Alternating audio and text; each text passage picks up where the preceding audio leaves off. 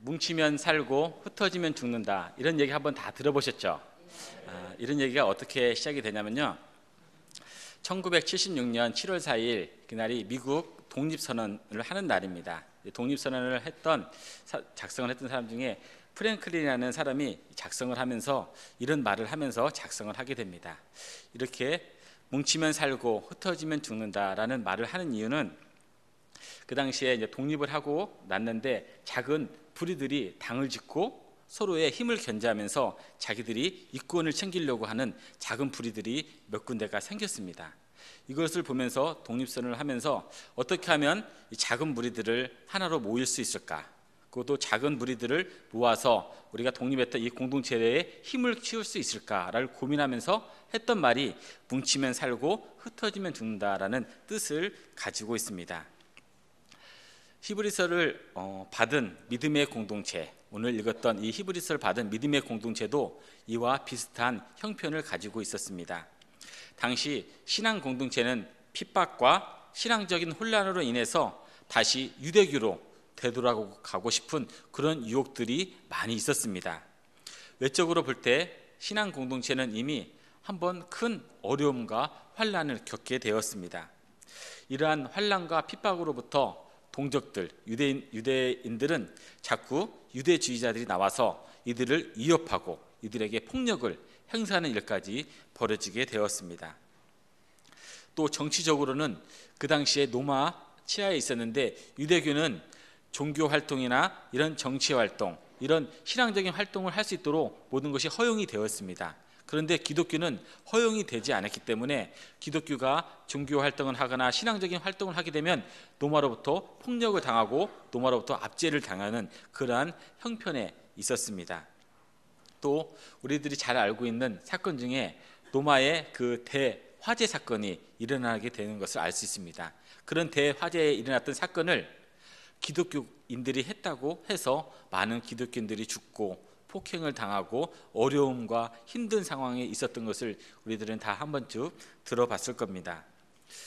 지금 이 믿음의 공동체가 생활을 하고 있으면서 이런 외부적인 핍박과 고통 가운데서도 또 이들에게 일어났던 그 잔혹한 그런 기억들이 되살아나는 겁니다. 내가 이 기독교 공동체 안에 있으면 또 핍박을 당하면 어떻게 할까? 우리 가족이 아픔을 당하면 어떻게 할까? 그런 어려움 가운데 처해져 있어서 사람들이 한 사람들이 이 기독교에 있던 신앙 공동체를 떠나서 다시 유대교로 돌아가기도 하고, 신앙을 저버리기도 하고, 하나님을 믿었던 그 믿음에서 떠나가는 그런 일들이 조금씩 일어나고 있었습니다. 또 유대인들 중에서는 항상 우리가 구약 성경에서 보면 아시겠지만 하나님께 제사를 드리고 또 율법적인 이 전통들이 있었습니다. 그런데 기독교 이 공동체 안에 들어오다 보니까 제사를 드리는 것도 없어졌고, 유대교에서 행했던 그런 구약의 전통들이 없어지는 겁니다. 늘 해왔던 것이 없어지다 보니까 정말로 내가 예배를 잘 드리고 있는가, 신앙생활을 잘 하고 있는가 하는 그런 허탈감에 빠지게 되었습니다. 그래서 이 신앙 공동체에 있는 사람들은 이러한 상실감, 또 이러한 핍박으로부터 이탈되는 그런 기독교인들이 한 사람 한 사람씩 생겨나고 있는 상황이었습니다. 이런 모습을 보고 하나님께서 한 사도를 하여금 신앙 공동체에게 히브리서를 써서 보내게 하였습니다. 그렇게 보내게 한 이유는 외부의 핍박으로부터 이탈을 막고 그들의 기독교 공동체 안에서 신앙을 깊이 뿌리내리고 잘 살 수 있도록, 신앙생활을 할 수 있도록 해서 이 히브리서를 써서 공동체에게 주게 되었습니다. 그래서 오늘 말씀은 이렇게 신앙 공동체를 하고 있는 사람들에게 이렇게 시작을 합니다. 사랑하는 자들아 라고 부르면서 시작을 하게 됩니다. 9절 말씀에 사랑하는 자들아 라고 부르면서 뒷부분에 무슨 얘기가 나오냐면 확신하노라 라는 단어를 쓰고 있습니다. 이 사랑하는 자들, 기독교인 신앙 공동체를 지키고 있는 이 사람들에게 핍박과 환난 가운데서도 신앙을 잘 지키고 있는 이 사람들에게 사랑하는 자들아 라고 부르면서 시작을 하고 있습니다. 그런데 이 사랑하는 자들에게 부르면서 무슨 얘기를 하고 있냐면 이들에게 확신이 있다는 겁니다. 그 확신이 뭐냐면 뒷부분에 기록이 되어 있습니다. 중간부부터 보면 너희에게는 이보다 더 좋은 것, 곧 구원에 속한 것이 있음을 확신하노라 라고 얘기를 하고 있습니다. 기독교 이 신앙 공동체들이 외부의 핍박과 가운데서 이탈하지 아니하고 공동체 안에서 신앙을 하고 있는 모습을 보니까 이 안에 구원이 있는 것을 내가 확신한다고 하면서 이렇게 기록을 하고 있습니다.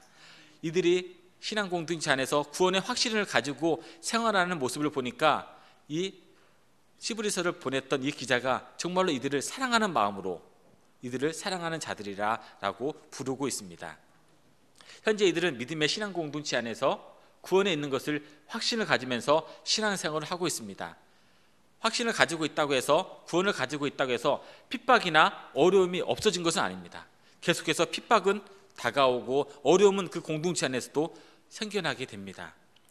그러기 위해서 그런 상황 가운데서 이 사람은, 이 히브리서를 보낸 사도는 이렇게 얘기를 합니다. 핍박과 어려움 가운데서도 이것을 이겨낼 수 있는 방법들을 가르쳐 주고 있습니다. 그것을 두 가지를 가르쳐 주고 있습니다. 첫 번째는 뭐냐면 자기 관리를 하라는 얘기입니다.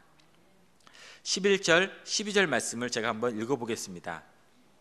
우리가 간절히 원하는 것은 너희 각 사람이 동일한 부지런함을 나타내어 끝까지 소망의 풍성함에 이르러 게으르지 아니하고 믿음과 오래 참음으로 말미암아 약속들을 기업으로 받는 자들을 본받는 자 되게 하려는 것이니라. 아멘.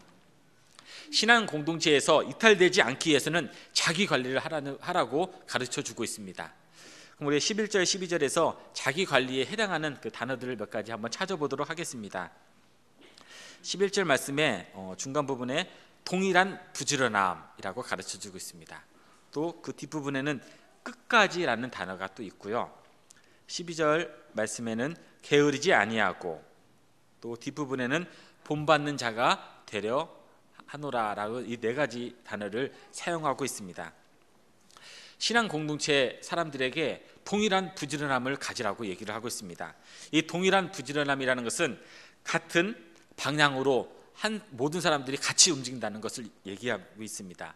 우리 이 신앙 공동체가 한 하나님을 고백하고 예배와 신앙생활에 대해서 충실한 모습을 보이면서 같이 움직이는 것을 동일한 부지런함이라고 얘기를 하고 있습니다. 이 또 충성된 이 모습 가운데 무엇이 또 있냐면 시간 관리를 잘하는 것이 있습니다. 또 자기들에게 맡겨진 일에 대해서, 직분에 대해서 책임을 다하고 있는 모습들이 이 안에 부지런함이라는 단어로 포함이 되어 있습니다. 그래서 이들은 자신들에게 맡겨진 해야 될 자기 관리와 또 자신에게 맡겨진 그 책임에 대해서 게으르지 아니하고 끝까지 솔선수범한 것을 우리는 알 수가 있습니다. 또 자기 관리를 하기 위해서 그 말씀을 보고 하는 것으로 끝나지 아니하고 또 하나 주신 것이 뭐냐면 이런 위협을 이겨내기 위해서 믿음의 선진들을 본받으라고 가르쳐 주고 있습니다. 믿음의 선진들은 어려움과 힘듦을 겪고 이겨낸 사람들을 얘기를 하고 있습니다. 우리가 히브리서 11장을 믿음장이라고 이렇게 부르고 있습니다. 거기는 많은 믿음의 선진들의 이름이 한 사람 한 사람 기록되어 있고 이들이 어떠한 어려움 가운데서 이겨냈는지를 잘 가르쳐 주고 있습니다. 그래서 이 히브리서를 받은 신앙 공동체가 11장을 읽으면서 믿음의 선진들을 보면서 믿음의 선진들이 어려움 가운데서도 어떻게 믿음을 지켰고 핍박 가운데서도 어떻게 그것을 이겨내면서 신앙을 고수했는지를 보면서 듣고 이야기하면서 나도 어떻게 이 어려움 가운데 있지만 믿음의 선진들이 행했던 것처럼 신앙을 지키고 믿음을 지켜야 되겠다는 것을 다짐할 수 있도록 이렇게 가르쳐 주고 있습니다. 그래서 그들이 가졌던 그 믿음의 선진들이 가졌던 믿음의 본을 본받아서 상황이 현재 어렵지만 핍박이 있지만 고통 가운데 있지만 부지런히 자기 관리를 잘 할 수 있도록 우리들에게 이렇게 가르쳐 주고 있습니다. 또 두 번째, 이렇게 어렵고 힘든 핍박 가운데서도 이들이 이겨낼 수 있는 또 하나의 방법은 뭐냐면 섬김입니다. 10절 말씀을 제가 읽도록 하겠습니다. 하나님은 불의하지 아니하사 너희 행위와 그의 이름을 위하여 나타낸 사랑으로 이미 성도를 섬긴 것과 이제도 섬기고 있는 것을 잊어버리지 아니하시느니라. 아멘. 신앙 공동체 안에 있는 성도들끼리 서로 섬기라고 이렇게 가르쳐 주고 있습니다. 여기서 섬기라는 것은 신앙 공동체 안에 약한 사람들이 있다는 것을 얘기할 수가 있습니다. 그 안에는 믿음이 약한 사람이 있을 수도 있습니다. 경제적으로 힘든 사람이 있을 수도 있습니다. 또 말 못한 고민을 가지고 질병과 어려움을 가지고 있는 사람들이 있을 수 있습니다. 그런 사람들을 어떻게 대하라고 하냐면 섬김으로 대하라고 가르쳐 주고 있습니다. 경제적으로 어려워서 힘들고 고통 가운데 있는 그들을 찾아가서 물질적으로 도와주어서 그들의 고통을 덜어주라고 가르쳐 주고 있습니다. 또 외롭고 추운 성도가 있으면 그들을 그냥 바라보는 것이 아니라 찾아가서 손을 내밀고 그들을 따뜻하게 품어주는 그런 섬김을 하라고 가르쳐 주고 있습니다. 또 질병과 아픔 때문에 외출하지 못하고 혼자 생활하고 어렵게 하고 있는 그 사람들에게 찾아가서 대화도 나눠주고 친구가 되어서 그의 외롭고 소외된 부분들을 채워주라고 이렇게 가르쳐 주고 있습니다. 이렇게 채워주고 섬기는 거 결코 쉬운 일이 아닙니다. 그렇지만 이렇게 힘들고 어려운 일을 하라고 하시면서 하나님께서 무슨 얘기를 하시냐면 너희 공동체 안에서 이렇게 힘들고 어려운 사람들을 섬겨주는 그것을 하나님께서 분명히 기억하고 계신다는 것을 우리에게 가르쳐 주고 있습니다. 하나님께서 기억하신다는 것은 하나님께서 거기에 분명히 관심을 가지고 계시다는 것을 우리가 알 수 있습니다. 그래서 히브리서를 받은 신앙 공동체는 자신들이 가지고 있던 자기 관리와 섬김으로 외부의 핍박과 이 어려움을 이겨낼 수 있는 그러한 건강한 신앙 공동체로 변하게 되었습니다. 자기 관리를 철저히 하였고 서로 간의 섬김으로 인해서 더 이상 이탈되는 것을 막고 외부에서 오는 어떠한 핍박과 어려움을 견뎌서 건강한 신앙 공동체로 성장할 수가 있었습니다. 우리 교회 주변에도 어려운 상황이 있습니다. 있지만 우리 도용교회 모두가 말씀 안에서 부지런히 자기 관리하고 또 서로 아름답게 섬기고 행복한 그러한 모습을 우리 동인교회 안에도 그러한 일들이 많이 생겼으면 좋겠습니다. 오늘날 우리 한국 교회와 또 교회학교가 어려운 상황에 직면하고 있다는 것은 다 알고 있는 사실입니다. 그런 사실이 우리 동인교회만 또 예외가 아닙니다. 우리 동인교회도 마찬가지로 이런 교회학교와 어려움 가운데 처해져 있습니다. 매년 학생들의 숫자도 줄어들고 있고 또 학생들의 숫자도 줄어들면서 선생님들의 숫자도 이렇게 감소하고 있는 것을 우리가 알 수 있습니다. 인터넷이나 이렇게 여러 매체를 보면 총회에서 현재 교회학교의 숫자에 대해서 이렇게 기록한 그런 기록물들이 자꾸 올라오고 있습니다. 우리들이 잘 알고 있지만 10교회 가운데 3개의 교회나 4개의 교회는 아예 교회학교가 없고요. 또 어떤 교회는 우리 교회는 도인교회는 이렇게 유치부, 유년부, 초등부, 중등부, 고등부, 청년부 나눠져 있는데 어떠한 교회는 학생 숫자가 없어서 그냥 아동부, 중고등부 이렇게 드리는데 그 안에서도 숫자가 너무 없어서 몇 년 후면 아동부도 없어지고 중고등부도 없어지는 그러한 직면에 있는 많은 교회들이 있습니다. 이렇게 교회 학교 숫자가 줄어드는 이유에는 여러 가지가 있습니다. 저출산으로 인해서 어린 아이가 계속 이렇게 숫자가 감소하는 경우도 있고요. 또는 어린 아이들이 학원에 가느라 시간이 없어서 교회 학교 숫자가 감소하기도 합니다. 또 우리 선생님들이 가졌던 그 교회 학교에 가졌던 그런 정서와 문화와 또 현재 우리 아이들이 겪고 있는 정서와 문화가 달라서 아이들이 시간이 없다는 그런 얘기를 자꾸 하기 때문에 교회 학교가 또 줄어들기도 합니다. 또 악한 세력들이 아이들을 신앙생활 하지 못하도록 세상에 붙잡아두는 여러 가지 문화들을 만들어서 교회에 나가지 못하고 신앙생활 하지 못하도록 잡아주는 것들이 또 있습니다. 또 요즘 많이 전도를 하여도 그렇게 옛날처럼 전도가 되지 아니하고 또 전도를 해서 교회 학생을 데려다 놓아도 그 학생이 신앙 안에서 뿌리를 내리지 못하고 조금 있다가 다시 나가는 경우도 있습니다. 또 여름 성경학교 하면 많은 숫자들이 모이는 그러한 경험들이 있었는데 요즘은 여름 성경학교하고 수련회를 한다고 해도 옛날처럼 그렇게 많은 숫자들이 모여들지 않습니다. 이런 여러 가지 이유들 때문에 교회 학교가 조금씩 줄어들고 있고 숫자들은 빠져나가고 있고 정말로 참으로 안타까운 일들이 일어날 수밖에 없습니다. 일어나는 일들 가운데 정말로 가장 마음이 아프고 가장 여기에 대해서 책임을 통감하고 있는 사람들이 바로 교사 선생님들입니다.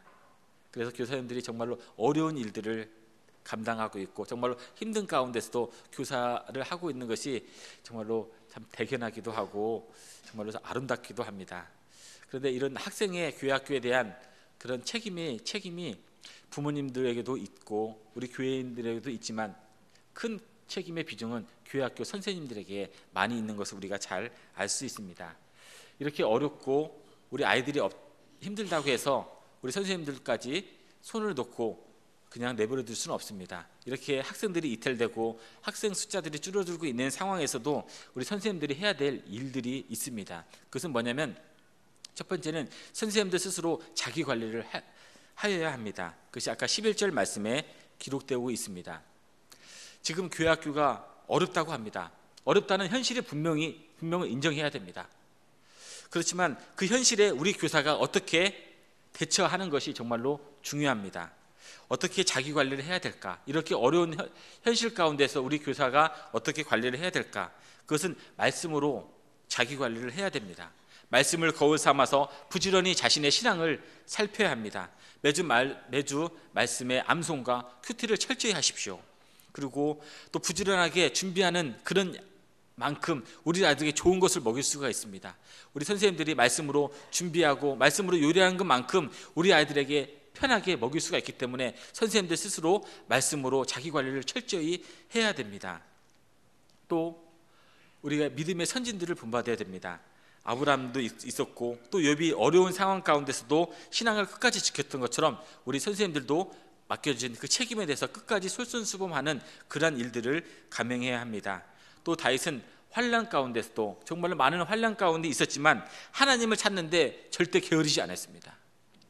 어떠한 힘든 가운데서도 굴 속에 있어도 사울이 자기를 죽이려고 찾아오는 그 상황 가운데서도 다윗은 하나님을 찾는데 절대 게으르지 않았습니다. 우리 선생님들도 하나님을 찾는데 절대 게으르는 그런 모습을 보여서는 안 됩니다. 그래서 교사는 어떠한 상황 가운데서도 어느 누구 앞에서도 철저히 자기 관리를 해야 되는 그런 모습을 가져야 됩니다. 그래서 교사는 믿음의 신앙의 본을 한 사람씩 세워야 됩니다. 본을 세워서 그분이 어떠한 신앙의 모습을 가졌고 어떻게 어려움을 극복해냈고 어떻게 하나님 앞에서 인정을 받았는가를 늘 고민하면서 나도 그 믿음의 선진처럼 어떻게 준비를 해야 되고 어떻게 관리를 해야 돼서 하나님 앞에 어떻게 인정을 받을까, 어떻게 우리 아이들을 사랑하고 우리 아이들을 위해서 헌신할까를 늘 고민을 하는 그런 모습들을 가져야 됩니다. 그러면서 교사는 자기 자신을 관리하면서 자신의 부족함을 늘 인정을 해야 됩니다. 부족함을 인정하지 아니하면 교사가 스스로 넘어질 수가 있습니다. 나는 교사이기에 넘어지지 아니하고 나는 교사이기에 바로 쓸 수 있다고 생각하는 것은 큰 착각입니다. 그래서 고린도전서 10장 12절 말씀에 이렇게 기록하고 있습니다. 선줄로 생각하는 자는 넘어질까 조심하라 라고 우리에게 가르쳐주고 있습니다. 나는 교사에게 넘어지지 않는다고 그런 착각하지 마십시오. 우리 주위를 한번 잘 둘러보십시오. 전에 우리와 함께 신앙생활했던 교사 선생님들 계실 겁니다. 그런데 그 교사 선생님들 지금 신앙의 공동체를 떠난 사람 있지 않습니까? 교사했으면 떠나지 아니하고 더 신앙의 깊은 뿌리를 내리고 있어야 되는데 그렇게 같이 교사하고 같이 신앙을 함께 도모했던 그 사람들 중에 지금은 신앙의 자리를 떠나서 믿음에 이탈된 사람들이 있습니다. 그래서 교사이기 때문에 나는 넘어지지 않는다, 나는 교사이기 때문에 쓰러지지 않는다, 그런 착각하지 마시고 나는 교사이기 때문에 더 부족하기 때문에 더 부지런히 자기 관리하고 더 부지런히 하나님 앞에서 충성해야겠다는 그런 마음을 가져야 되는 것이 바로 교사의 모습입니다. 우리가 성경 인물 중에 다니엘이 있습니다. 다니엘 잘 알고 계실 겁니다.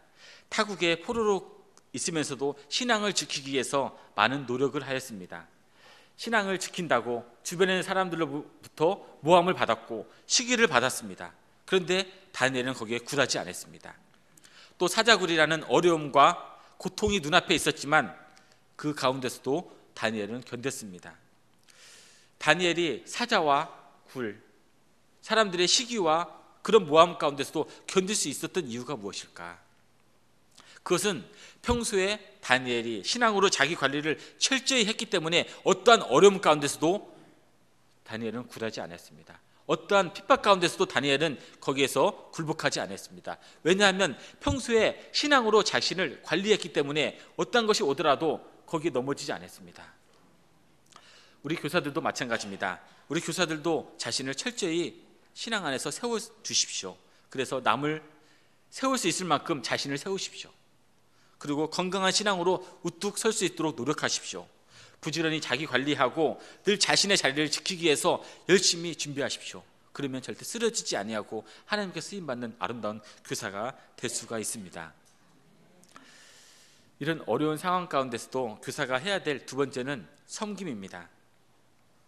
교사는 학생을 섬겨야 되는 그러한 책임이 있고 의무가 가지고 있습니다. 교사가 학생들을 섬긴다는 것은 학생들의 눈높이에 맞춘다는 뜻을 가지고 있습니다.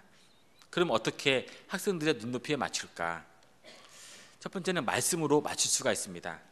교사는 공과 공부를 잘 준비하여서 학생들이 먹을 수 있도록 요리하여서 가져가는 겁니다. 학생들이 성경에 있는 말씀을 어려워하고 이해하지 못하는 것을 그냥 주는 것이 아니라 학생들이 들을 수 있는 언어로 바꾸고 깨달을 수 있는 언어로 바꾸고 읽을 수 있는 언어로 바꿔서 학생들에게 찾아가서 그들에게 양식을 먹이는 겁니다. 그러면 그 아이들이 그 양식을 먹고 아이들이 믿음 가운데 뿌리를 내릴 수가 있습니다.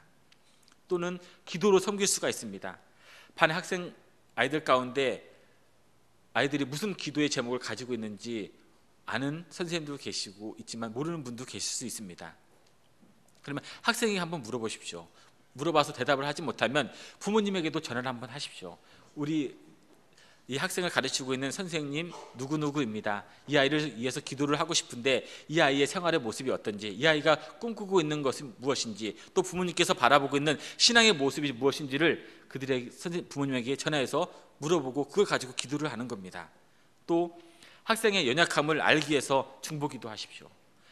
선생님들도 부족한 거 있지만 학생들도 부족한 거 있습니다. 그 부족한 것을 알기 위해서 중보기도 하십시오. 그러면 하나님께서 그 학생들의 영적 상태를 알려주시고 또 영적 상태를 해결할 수 있도록 도와주시고 모든 것을 파악할 수 있는 능력을 주시게 됩니다. 그래서 선생님들은 말씀으로 아이들을 먹이고 기도로 아이들을 위해서 중보기도하는 모습을 가져야 됩니다. 또 하나는 형편에 따라서 아이들을 섬겨주십시오. 잠깐 한번 그림을 하나 보도록 하겠습니다. 이 그림 보이시죠? 왼쪽 그림과 오른쪽 그림이 비슷해 보이지만 완전히 다른 그림입니다. 왼쪽 그림은 선생님께서 상자를 하나씩 아이들에게 이렇게 평등하게 이렇게 나누어 주었습니다. 평등하게 나누어 주었는데 그 바깥에서는 야구 경기를 하고 있는 것 같습니다. 그런데 한 명은 잘 보이고 두 번째 사람은 그냥 간신히 보이고 마지막 사람은 잘 보이지 않습니다. 그런데 오른쪽 그림은 어떻습니까? 모든 사람이 잘 보입니다. 학생들에게 평등하게 대해주는 것도 중요합니다. 그렇지만 학생들의 형편에 맞춰서 섬겨주는 것이 정말로 중요합니다.